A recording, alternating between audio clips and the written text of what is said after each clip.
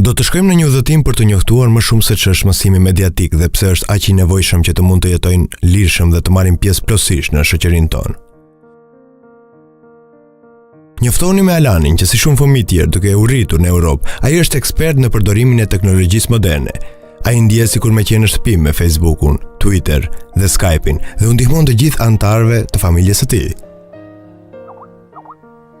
Njësoj si menaxhim i një anije në oqean, ai ka zotëruar shkatësitë teknike dhe është i aftë të përshtatet në mjedisin që po ndryshon me shpejtësi.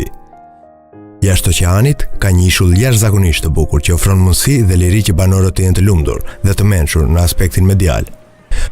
Por, Alani ja thua është i vetëdijshëm se për të arritur në ishull, patjetër duhet të ketë mirëkuptim për rrymat e fuqishme në sipërfaqen e ujit. Forcat të fuqishme pas mediave që i përdor ai për çdo ditë janë informacione të kontrolluara nga disa kompani të pasura, reklama delikate, manipulimi i imazheve, identitete të rreme dhe të tjera. Fatmirësisht, Adniti, avatari i Avi, është këtu për t'i ndihmuar Alanit të vetëdijsohet për këto fuqi dhe të kuptojë se duhet të zhvillojë aftësitë e tij për të pyetur vetveten se si të shfryzon mediumet dhe teknologjinë. Aftësi këto që do t'i mundsojnë të bëjë zgjedhje, të sjellë vendime dhe të komunikojë me të tjerët. Kjo është aventurë e cila do ta ndryshojë Alanin dhe do ta bëjë të mençur medial. Hapi i parë për të arritur në këtë tokë magjike është që të keni shkatësi të forta teknike.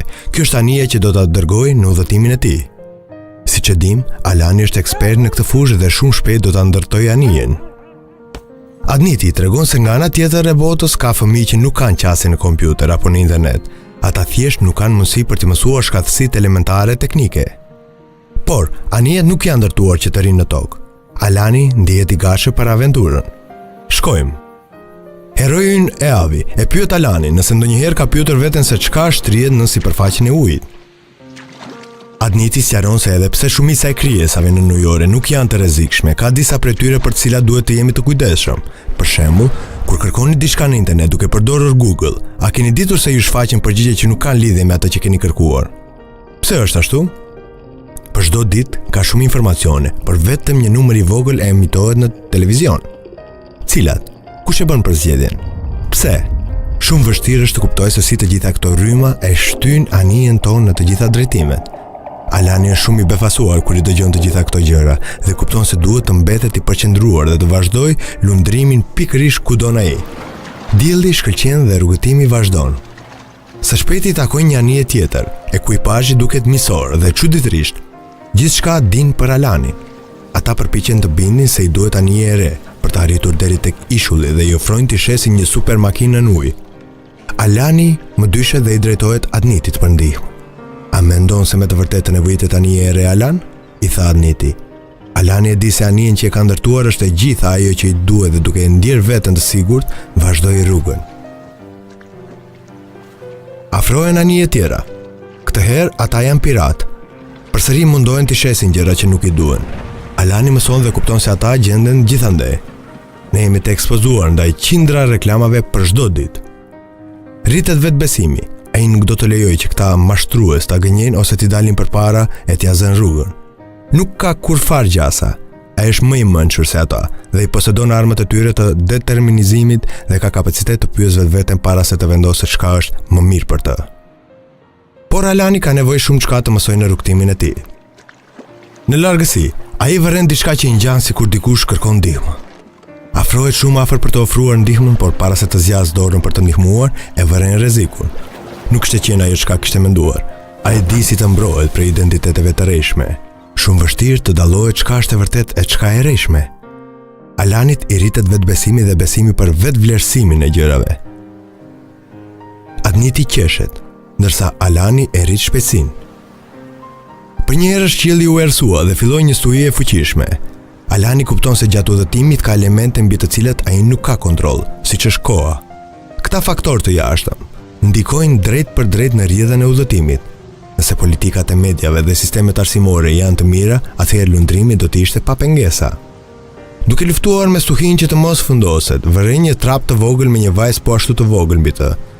Ajo është në mëshirën e valëve. Alani patjetër duhet t'i ndihmojë.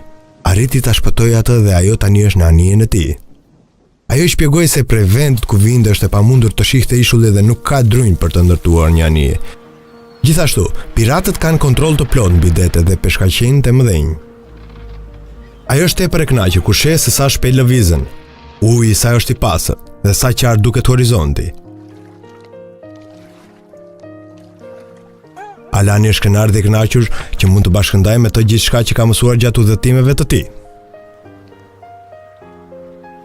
Tani që janë së bashku, bashkëveprimi dhe puna në grup, udhëtimin e bëjnë të lehtë dhe të tërheqin gjëra të mira. Të jesh i përfshirë, të jesh i lidhur dhe të marrësh rol aktiv në jetë, këta dy fëmijë i bën të ndjehen fantastik dhe shumë krijues.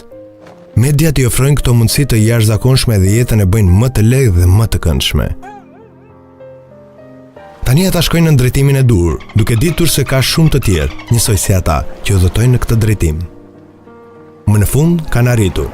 Perspektiva e Alanit u zgjerua dhe ai u bë i vetëdijshëm për forcat dhe elementet të rreth tij. U pasurua me shkathësi dhe arriti të bëhet i mençur në aspektin medial. Ai gërmoi thellë në vetvete për të gjetur vetbesimin dhe ndjenjën e kurreshtjes, së cilat gjithmonë do të jenë busull e tij e brendshme.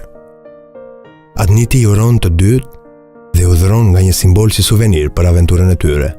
Ai ka edhe një pyetje për Alanin. Çka do të bëj kur të shkojë në shtëpi? Alani u përgjigj se do të rrëfej miqve dhe antarëve të familjes gjithçka për këtë aventurë. Ai don ta bashkëndjej përvojën e tij me sa më shumë njerëz. Dhe gjithashtu, ta planifikoj aventurën e radhës. Duke dëgjuar fjalët e tij, Adniti qeshet, misioni mbaroi dhe ai zhduket.